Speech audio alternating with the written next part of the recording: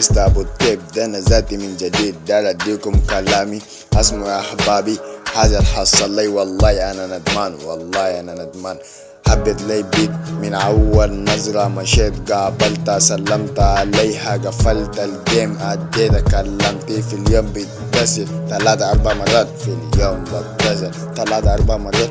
لو اموري جيدة بتصل ببقي باستا، كل يوم بتصل. حصلت لمرحلة لو اتصلت عليها بحس انها في جنبي، لو مشيت عليها بتصل انها مرتي مرتي مرتي مرتي مرتي. الحمد لله الله وراني حقيقة مرتها منا يا اخي. الحمد لله الحمد لله الحمد لله الحمد لله.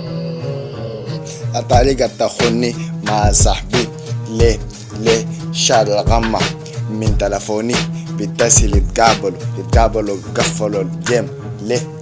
انا والله ندمان انا والله ندمان. دي الصيغة الزايدة دي الصيغة زايدة. هو يا شباب ده اديكم كلامي، او تدي لي صاحبك تلفونك عشان ما يطبس، عشان ما يخش في الخصوصيات يحبش.